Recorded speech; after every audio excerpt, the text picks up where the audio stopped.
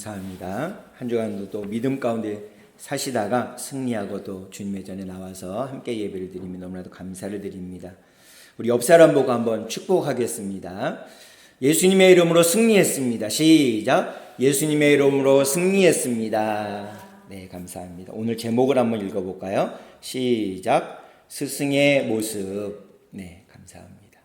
오늘 또 평택에 살고 있는 우리 처제네 가정이 와서 우리 함께 예배를 드리고 있습니다. 우리가 인생을 살아가면서 아주 귀중한 만남이 한 4가지로 축약해 볼 수 있다고 그래요. 첫 번째 만남은 우리가 태어나서 제일 먼저 만나는 분이 부모님이잖아요. 그래서 부모님과의 만남입니다. 너무나도 소중합니다. 그 다음에 두 번째 만남은 스승과의 만남입니다. 우리가 초등학교 들어가고 또 중학교, 고등학교 들어가면서 이렇게 스승을 만납니다. 우리 주위에도 스승들이 여러 계십니다. 그 다음에 세 번째가 어떤 만남이냐면 배우자와의 만남입니다. 너무나도 소중하고 중요한 만남입니다. 그다음에 마지막으로 우리 인생에서 가장 중요한 만남은 인생의 주인이신 예수님과의 만남입니다. 이 만남들 외에도 친구와의 만남이 있고 여러 가지 만남들이 우리는 있을 것입니다. 여러 가지 관계들을 우리는 맺고 있으니까 그 만남들도 다 소중합니다. 근데 내 인생을 좌지우지할 수 있는 것은 이 4가지 만남으로 축약해 볼 수 있다는 것입니다. 그래서 우리가 함께 인생의 주인이 예수님을 만나서 함께 우리 송강교에서 예배를 지금 드리고 있습니다. 너무나도 귀한 만남을 함께 해주셔서 감사를 드립니다.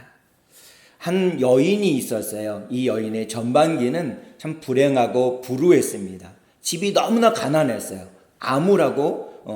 암묵했던 그 어린 시절이 있었습니다. 그 어머니는 이 여인이 아기였을 때 어머니는 병으로 돌아가시게 되셨어요. 아버지는 알코올 중독자라 자녀를 키울 수 없어서 또 아버지로부터 버림을 받았습니다. 또 하나밖에 없는 남동생은요, 병이 들어서 시름시름 앓다가 죽게 되었습니다. 너무나도 자기 인생이 침울하고 암흑 속에 있었기 때문에 이 여인은 자살을 시도했습니다. 근데 여러 번의 자살을 시도했는데 죽지 않게 되었습니다. 그리고 또 이 두 눈도 실명하게 되었습니다.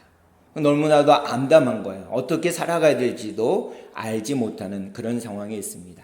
자기의 인생을 저주하며 암흑 속에 살고 있는 그때에 그에게 그 소망의 빛과 같이 나타난 분이 계신데 바바라 신부님이세요.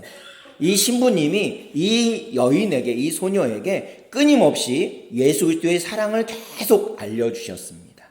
그래서 급기야는 이 예수 그리스도를 통해서, 예수 그리스도의 십자가의 보혈을 통해서 너를 사랑하고 있고 너를 위한 특별한 계획을 갖고 있다는 것을 신부님이 계속적으로 알려주셨어요.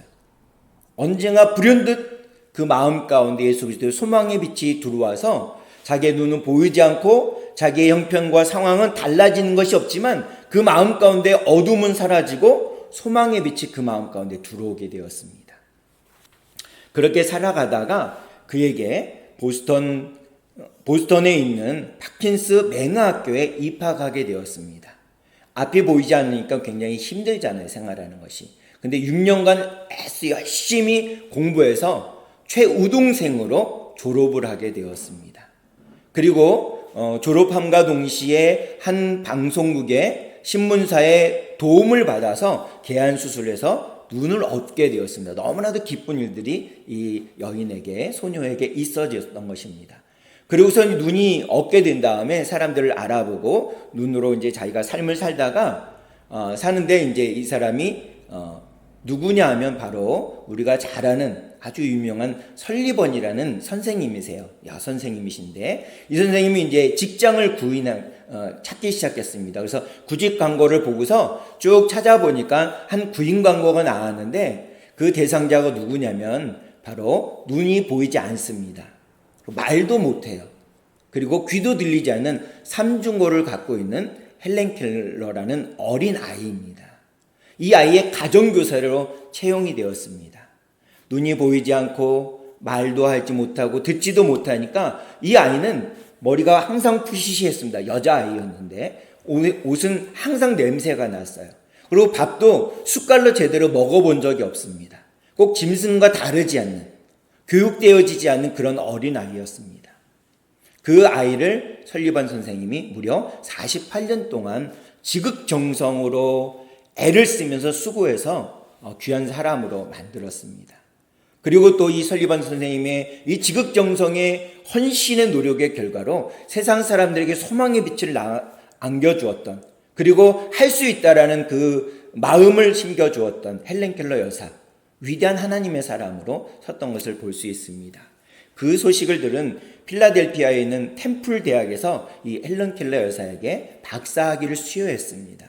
그때 이 헬렌 켈러 여사를 48년 동안 극진하게 돌보았던, 사랑과 정성으로 돌보았던 이 설리번 선생님에게도 박사학위를 함께 수여했다고 합니다.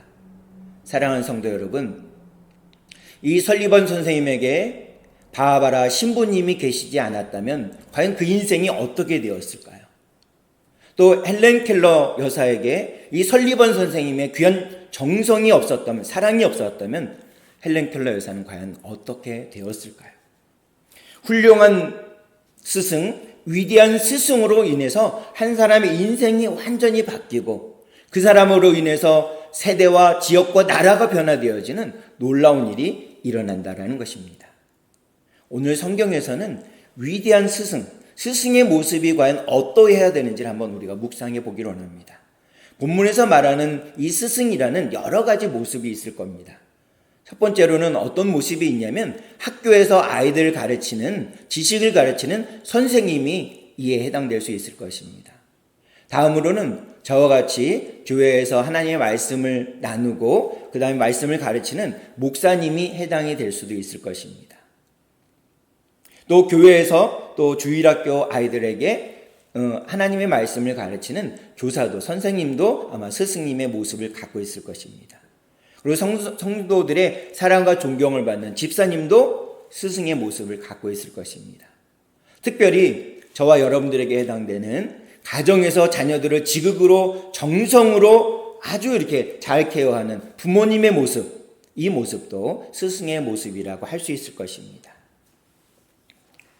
스승의 모습은 과연 어떤 모습일까? 어떤 모습을 갖고 있어야 스승이라고 우리가 일컬을 수 있을까? 한 세 가지 모습으로 한번 찾아보도록 하겠습니다. 먼저 스승의 모습은 어떤 모습이냐? 아버지 하나님의 마음인 사랑이 그에게는 필요합니다. 오늘 본문 말씀 18절의 말씀을 우리 개역개정 성경으로 한번 읽어보도록 하겠습니다. 함께 읽겠습니다.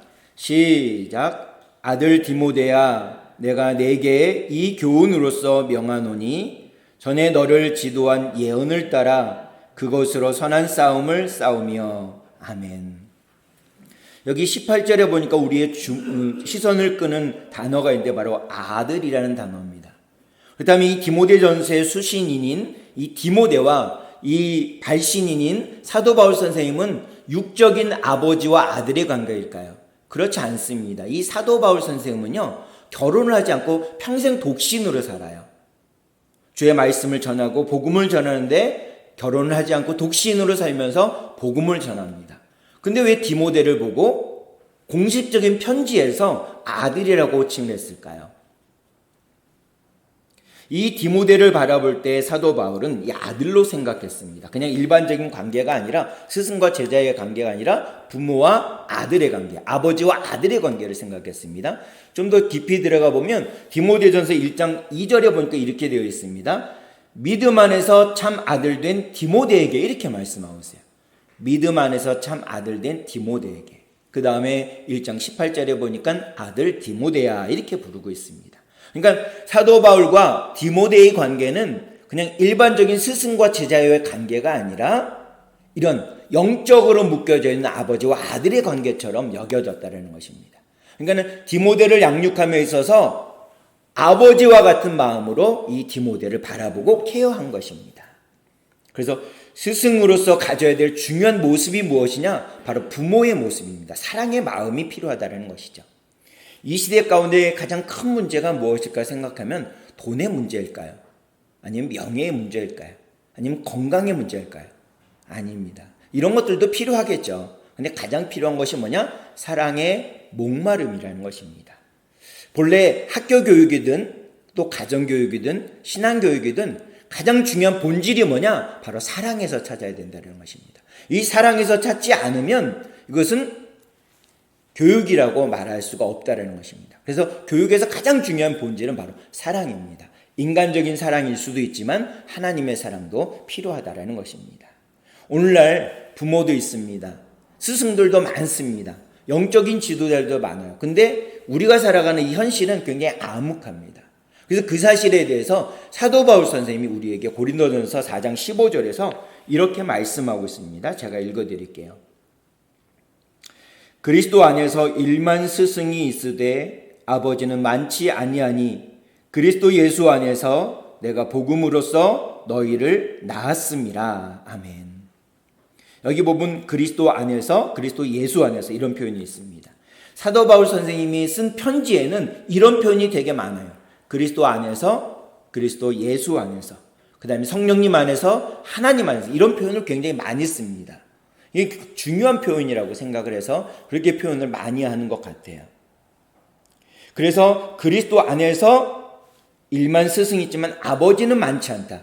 바로 아버지의 마음을 가진 사랑의 마음으로 사람들을 대해야 되고 자녀를 대해야 되고 제자를 대해야 된다라는 것을 말씀하고 있다는 것입니다. 교육의 위기, 지금 공교육의 위기 뭐 이런 얘기를 많이 하는데 교육의 위기는 무엇이냐? 바로 사랑이 부족하기 때문에 그렇습니다. 단순히 돈의 관계 때문에 맺어진 교육이라면 이게 위기일 수밖에 없다는 것. 그것이 끝나면 관계는 깨어진다는 것입니다.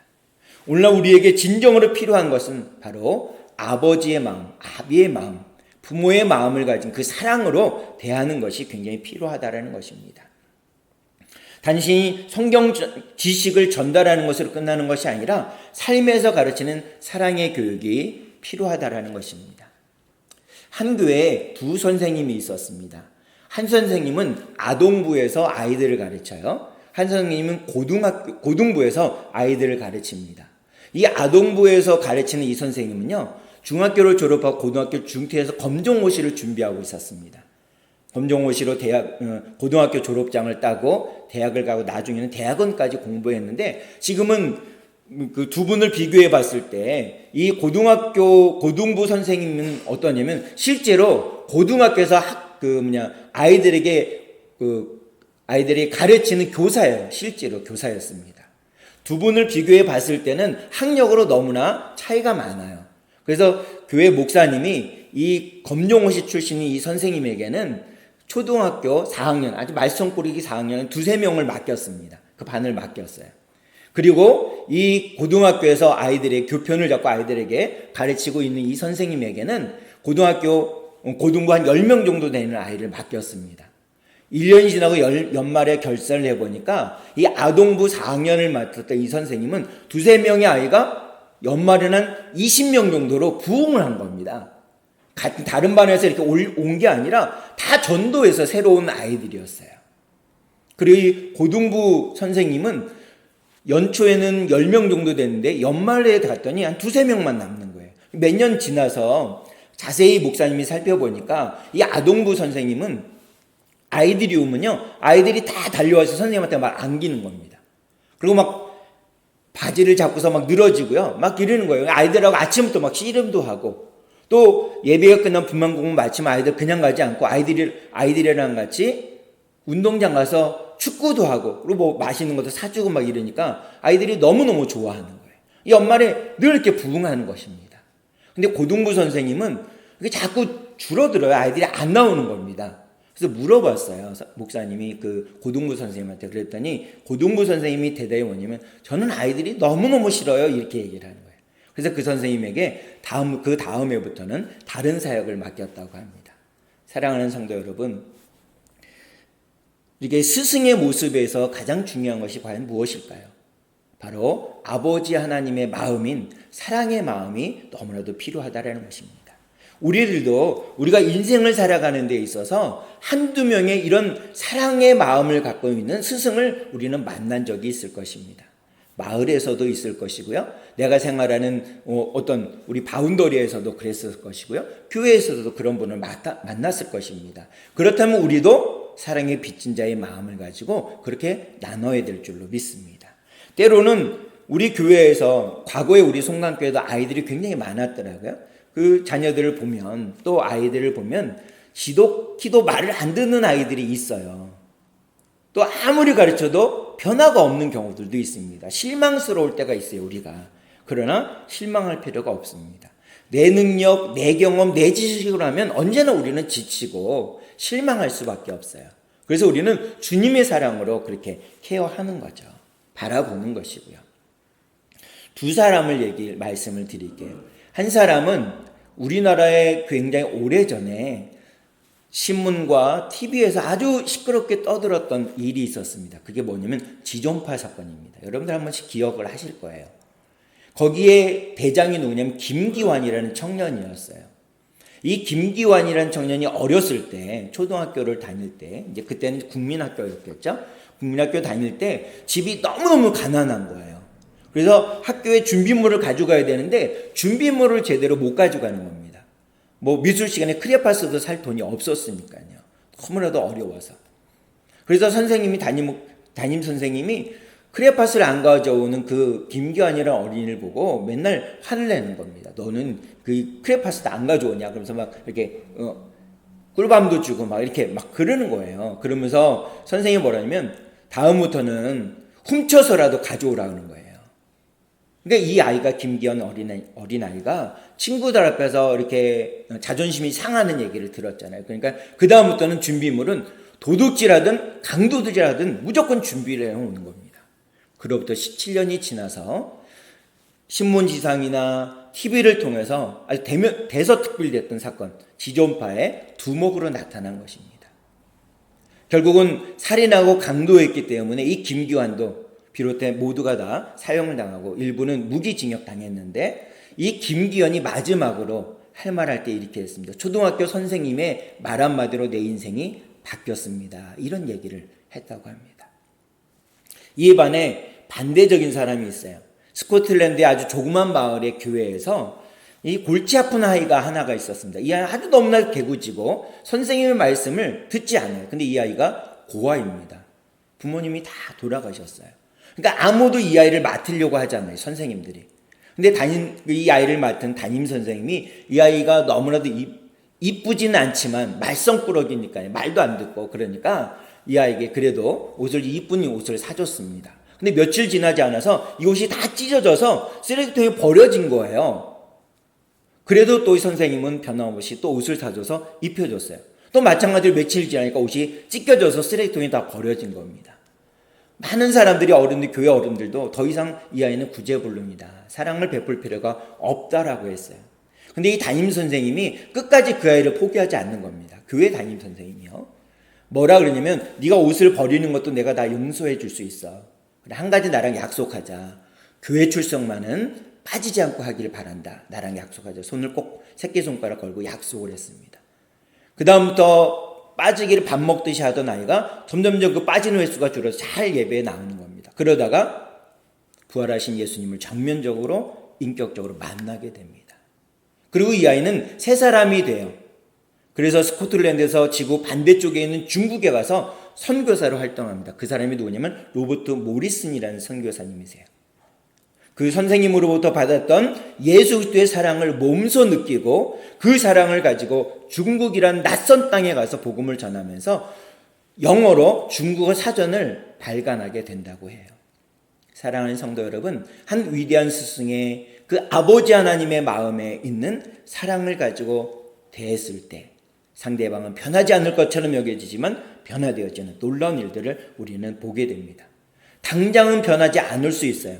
당장은 아무 일도 일어나지 않을 수 있습니다. 그러나 끝까지 아버지 하나님의 마음을 가지고 사랑의 마음으로 다가간다면 언젠가는 그 언젠가가 언제일지 모르지만 하여튼 변화될 때가 반드시 온다라는 것입니다. 그래서 주님은요, 스승된 우리들에게 뭐라 하냐면 울며 씨를 뿌리는 자는 기쁨으로 단을 거둔다라고 우리에게 위로하시며 말씀해 주고 있습니다. 아버지 하나님의 마음으로 양육하며 풍성한 열매를 기대하며 기도하며 나아갈 때 우리 한 사람 한 사람은 위대한 스승, 위대한 부모가 될 줄로 믿습니다. 다음으로 스승의 모습은 어떤 모습이냐? 바로 주님의 말씀을 가르치는 것입니다. 우리 오늘 본문 18절을 한 번 더 읽어보도록 하겠습니다. 같이 읽겠습니다. 시작. 아들 디모데야, 내가 내게 이 교훈으로서 명하노니 전에 너를 지도한 예언을 따라 그것으로 선한 싸움을 싸우며. 아멘. 사도 바울 선생님은 믿음의 아들인 디모데에게 경계하며 지도한 내용이 뭐냐? 바로 이 예언이라는 것입니다. 예언하면 우리가 언뜻 머리에 떠오르는 것이 미래를 바라보고 미래를 알아서 얘기하는 것이다라고 생각되어지는데, 여기서 말하는, 본문에서 말하는 예언이라는 것, 예언의 말씀이라는 것은 그런 것이 아니다라는 것을 한 곳에서 설명을 하고 있어요. 요한계시록 22장 18절과 19절입니다.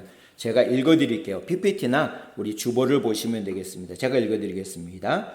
내가 이 두루마리의 예언의 말씀을 듣는 모든 사람에게 증언하노니 만일 누구든지 이것들 외에 더하면 하나님이 이 두루마리에 기록된 재앙들을 그에게 더하실 것이요, 만일 누구든지 이 두루마리의 예언의 말씀에서 제하여 버리면 하나님이 이 두루마리에 기록된 생명나무와 및 거룩한 성의 참여함을 제하여 버리시리라. 아멘. 이게 무슨 말입니까? 하나님의 말씀에 예언된 말씀, 하나님의 말씀에 기록된 말씀을 우리가 감하거나 덧붙이면 안 된다는 것을 우리에게 말씀해 주고 있어요. 그래서 이 본문에서 말씀하시는 예언의 말씀은 뭐냐면 바로 살아계신 하나님의 말씀, 우리에게 전해주시고 들려주시고 기록된 하나님의 생명의 말씀이 바로 예언의 말씀입니다. 이것 말고 또 예언이 있다, 이건 다 거짓입니다. 거기에는 귀 기울여서는 안 돼요. 우리 주위에는 이 말씀 말고, 성경 말씀 말고 예언이 또 있어, 그 예언을 우리 들으러 가야 돼 라고 유혹하는 경우가 있어요. 그건 쫓아가서는 안 됩니다. 그건 거짓이에요. 거짓. 이미 우리에게 하나님께서는 이 예언의 말씀, 이 살아계신 하나님이 이 생명의 말씀으로 우리에게 주시는 예언은 끝났습니다. 이 안에 다 기록되어 있어요.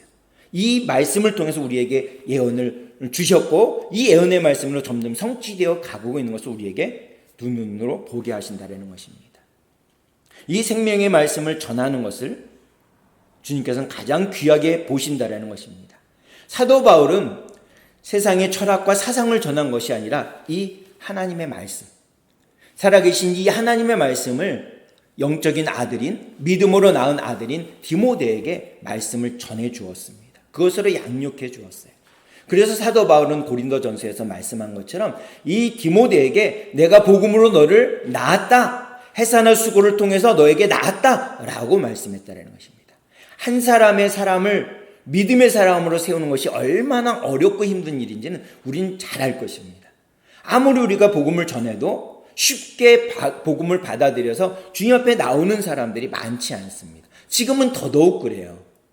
그럼에도 불구하고 우리는 포기해야 되느냐? 아닙니다. 때를 얻든지 못 얻든지 우리는 복음을 전해야 돼요. 끊임없이 복음을 전해야 돼요. 열매를 맺을 때까지, 하나님이 그 열매를 맺게 하실 때까지 우리는 때를 얻든지 못 얻든지 복음을 전하는 것입니다. 사람을 근본적으로 변화시킬 수 있는 것은 한 가지입니다. 바로 하나님의 말씀으로 그는 변화되어질 수 있다는 것입니다. 우리도 그랬던 것처럼. 그 사실을 디모데후서 3장 16절은 이렇게 말씀하고 있습니다. 우리 함께 읽어보겠습니다. 시작. 모든 성경은 하나님의 감동으로 된 것으로 교훈과 책망과 바르게 함과 의로 교육하기에 유익하니. 모든 성경, 이 하나님의 말씀은 하나님의 감동으로 쓰여졌습니다. 그래서 교훈과 책망과 바르게 함과 의로 교육하기에 유익하다라고 말씀하고 있습니다. 진리의 말씀인 성경만이 사람을 온전케 합니다. 우리의 힘으로, 우리의 능력으로, 우리가 가진 지식과 경험으로는 우리를 온전케 할 수 없습니다. 그러나 이 하나님의 말씀으로는 가능하다는 것입니다. 그래서 스승이 하나님의 말씀을 가르쳐야 돼요. 하나님의 말씀을 나눠야 돼요. 그래서 우리는 먼저 무엇을 하느냐? 하나님의 말씀을 읽는 겁니다. 읽는 것으로부터, 말씀을 읽는 것으로부터 시작해야 됩니다. 내가 하나님의 말씀으로 양육을 받아야 내가 하나님의 말씀을 나눌 수 있다는 것입니다. 각국의 대표인 학생들이 모여서 번지 점프를 했어요. 여러분들 번지 점프를 해보신 분이 계신지 모르지만 저도 아직 안 해봤는데 높은 곳에 올라와서 밑에 내려보니까 이게 너무 무섭잖아요. 다 두려워서 발발 떠는 겁니다. 밑에서 위를 보는 것은 괜찮아요. 우리가 땅을 밟고 있기 때문에. 근데 높은 곳에서 밑을 바라본다? 너무 무섭습니다. 근데 이제 영국 학생이 담대하게 앞으로 나왔어요. 그래서 이 조교가 뭐라냐면 너는 영국 학생이니까 영국 사람처럼 멋지게 신사처럼 한번 뛰어내려봐 라고 얘기를 했어요. 그랬더니 이 영국 학생이 너무 무섭지만 조교의 그 말에 힘입어서 신사처럼 멋지게 뛰어내렸습니다. 다 막 박수 쳐줬어요. 두 번째 학생은 프랑스 학생입니다. 이 프랑스 학생에게는 이 조교가 뭐라냐면 너는 그 예술적으로 뛰어내려라 이렇게 얘기를 했어요. 예술적으로 뛰어내리는 게 어떤 건지 잘 모르겠지만 하여튼 그렇게 얘기한 것입니다. 그랬더니 이 프랑스는 예술의 나라잖아요. 그래서 프랑스 축구도 아트사커라고 해서 예술적으로 축구를 합니다. 아주 자연스럽게 이렇게 축구를 합니다. 그래서 이 프랑스 학생도 예술적으로 뛰어내렸어요. 세 번째로 누가 나왔냐면 우리 한국 학생이 나왔어요. 근데 조교가 한국 학생에게는 귀에다가 뭐라고 쏙닥쏙닥 얘기를 했어요. 그랬더니 이 학생이 두렵지만 무섭지만 지체하지 않고 얼른 뛰어내린 거예요. 조교가 무슨 말을 했을까라고 했더니 나중에 알고 보니까 너희 번지점프 하는 것이 내신 성적에 포함이 된다 이렇게 얘기했더니 얼른 뛰어내렸다고 합니다. 우리 한국 학생은 성적을 반영된다 그러면 아주 물불을 가리지 않잖아요. 그 성적에 목숨을 걸죠. 공부가 인생의 전부가 아닌데도 행복이 성적순이 아닌데도 불구하고 그렇게 우리나라 사람들은 목숨을 걸죠. 성적에. 우리는 여기서 하나님의 말씀이 더욱 중요한 것을 바라볼 수 있습니다. 그래서 주님께서 우리들에게 자녀들에게 뭐라고 말씀하셨냐면 여호와를 경외하는 것이 지혜의 근본이요 거룩한 신자를 아는 것이 명철이다라고 우리에게 말씀해 주고 있습니다. 그러면 부모된 자, 부모로서 스승된 자들은 어떻게 해야 되느냐? 믿음의 본을 보여야 된다는 것입니다. 자녀들 앞에 의도적으로라도 하나님의 말씀을 읽고 하나님의 말씀처럼 하나님의 말씀대로 살아가려고 몸부림치는 것입니다. 자녀들에게 보여줘야 될 건 뭐냐? 예배드리는 모습을 우리가 보여주어야 됩니다. 예를 들면 우리가 추석 때, 또 뭐 설날 때, 뭐 가정 모임이 있을 때, 그럴 때 우리가 예배를 간단하게 드리는 것입니다. 그럴 때라도 하나님의 말씀을 들을 수 있도록 자녀들한테 배려를 해야 된다는 것입니다.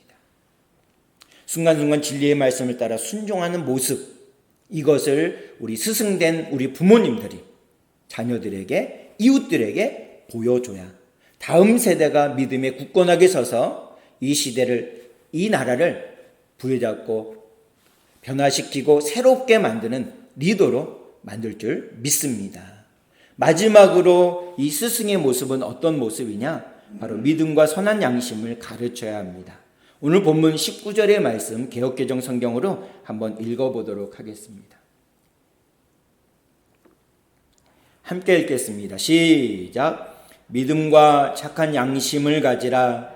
어떤 이들은 이 양심을 버렸고 그 믿음에 관하여는 파선하였느니라. 아멘. 우리들이 스승된 부모인 우리들이 자녀들에게, 다음 세대들에게, 이웃들에게 가르쳐야 될 건 뭐냐면 믿음대로 사는 모습이라는 것입니다. 근데 오늘 본문에 보니까 이 믿음을 버렸고 믿음에 대해 파선하였다, 이런 사람들이 있다라는 것입니다. 이런 사람들이 어디 있냐면 교회 밖에 있는 게 아니고요, 교회 울타리 안에 있습니다. 그 사람이 어떤 사람이냐? 20절에 보니까 후메네오와 알렉산더라는 두 사람의 이름이 나옵니다. 이 사람이 교회 안에 있는 사람이에요. 그리고 교회에서 아주 열심을 내는 사람입니다. 열심히 특심인 사람이에요. 예를 들면 목사님이 자, 우리 요번에 우리 이웃들이 어려움 당한 사람들이 있으니까 그들을 좀 섬기도록 합시다. 무엇을 하면 좋을까요? 목사님 돈이 없어요. 재정이 없어요. 이렇게 한단 말입니다. 그러면서 반대해요. 저희 송강교회는 그렇게 하지 않지만 이웃의 교회들은 그런 교회들이 몇몇 교회들이 있어요. 그래서 굉장히 어렵습니다. 정말 교회가 해야 될 일을 못하고 교회 내부적으로 그 에너지를 다 쏟고 만다라는 것입니다. 정말 필요한 주님을 기쁘게 하는 일들을 해야 되는데 이게 가로막는 사람들이 있어요. 그래서 사도 바울이 오죽했으면 20절에 쉬운 말 성경에 보니까 뭐냐면 그런 사람들 가운데 후메네오와 알렉산더가 있는데 나는 그들을 사탄에게 넘겨주었다. 그렇게 한 까닭은 그들이 다시는 하나님을 모독하는 일이 없도록 그들로 마땅한 징계를 받게 하기 위함이다. 이렇게 말하고 있습니다. 그들이 복음을 전하는데, 이웃을 섬기는데, 주님의 마음으로 이웃을 섬기는데 얼마나 방해가 되면 사단에게 내어주어 징계를 받게 했다라고 표현하고 있을까요? 이게 교회 밖에 있는 사람이 아닙니다. 교회 안에 함께 신앙생활하는 사람 중에 이런 사람들이 있었다라는 거예요. 실제로 초대교회뿐만 아니라 지금도 이런 사람들이 있다라는 거예요. 너무나도 안타까운 일이죠. 안타까운 일이죠.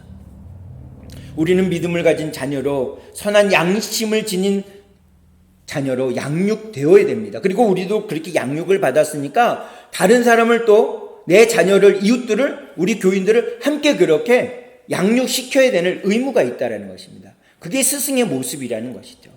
아무리 탁월한 지식을 가지고 재능을 가지고 있어도 하나님을 향한 믿음이 없다면, 주님이 주신 사랑이 우리의 마음에 없다면 아무 소용이 없는 것이죠. 사랑하는 성도 여러분, 믿음이란 과연 무엇일까요? 주님의 말씀과 주어진 상황에 순종하는 것, 이게 믿음이라는 것입니다. 주님께서 말씀하시는데 내 상황 가운데 어렵고 힘들지만 그래도 순종하려고 몸부림치는 것, 이게 믿음의 발걸음을 내딛는 것입니다. 그 말씀을 따라 주어진 상황에서 감사하며 나가는 믿음의 행보가 일어나기를 간절히 소원합니다. 그래서 요한일서 5장 4절에서는 그 사실에 대해서 이렇게 말씀합니다. 제가 읽어드릴게요. 무릇 하나님께로부터 난 자마다 세상을 이기느니라. 세상을 이기는 승리는 이것이니 우리의 믿음이니라. 아멘. 자, 보세요. 세상은 우리를 발목 잡고요, 어렵고 힘들게 하는 일들이 너무나도 많아요. 우리가 생각 이상으로, 상상 이상으로 그런 일들은 정말 많습니다. 근데 세상을 이길 수 있는 것이 있는데 바로 우리의 믿음입니다. 아까 말씀드린 대로 믿음이란 무엇입니까? 하나님의 말씀에 순종하는 겁니다. 하나님의 말씀이 있을 때 상황과 형편이 어렵고 힘들지라도 믿음으로 발걸음을 내딛는 것, 이게 믿음이라는 것입니다.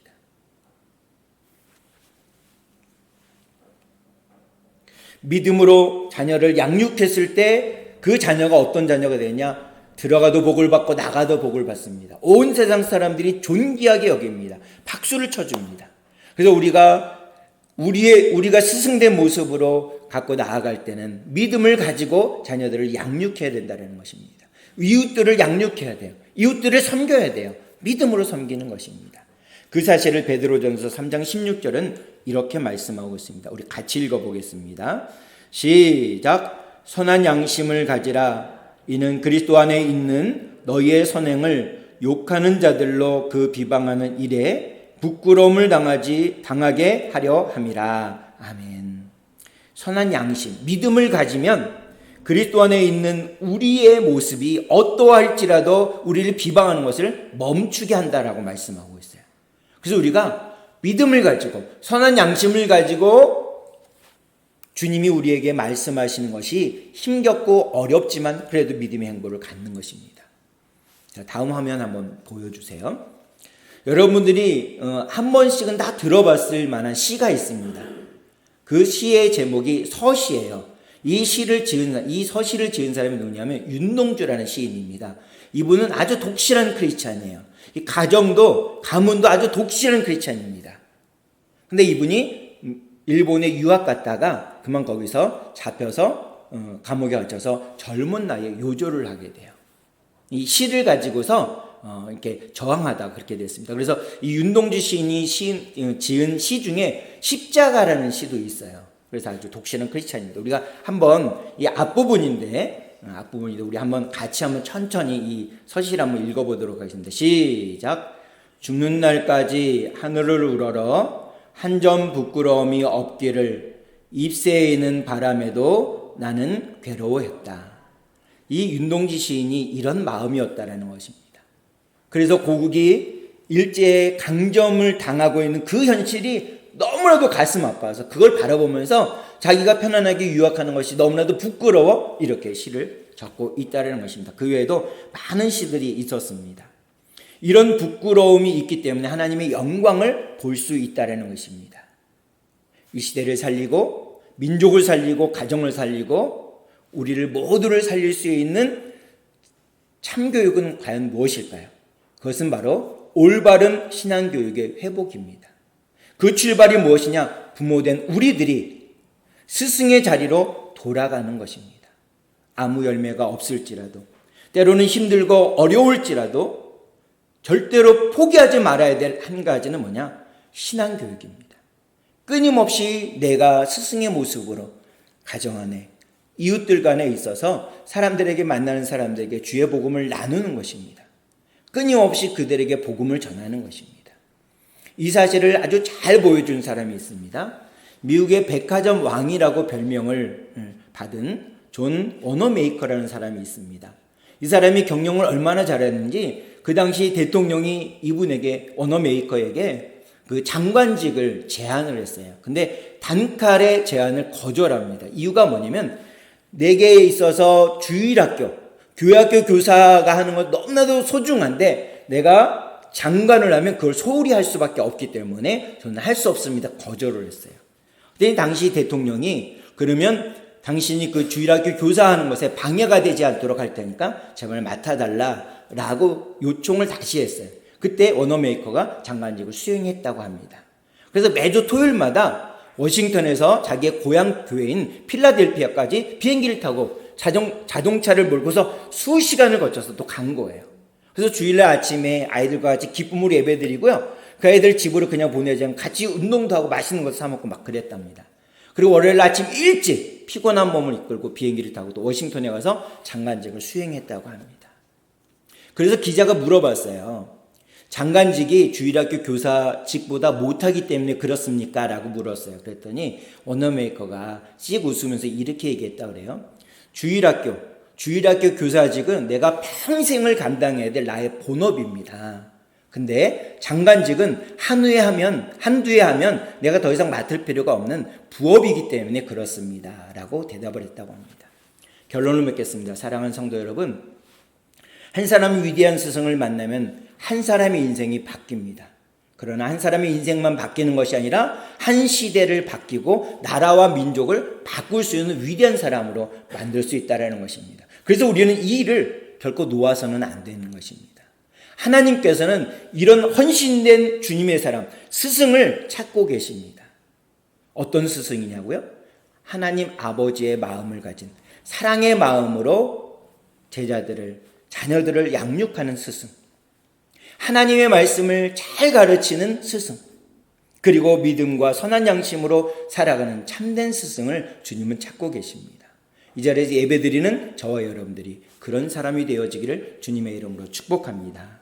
그 마음을 가지고 우리 결단기도 함께 드리겠습니다. 시작. 하나님 아버지, 저는 죄인입니다. 어디에서 와서 왜 살며 어디로 가는지 알지 못하고 방황하며 살았습니다. 저의 죄를 위하여 십자가에서 죽으시고 부활하신 예수님을 제 구주로 모셔드립니다.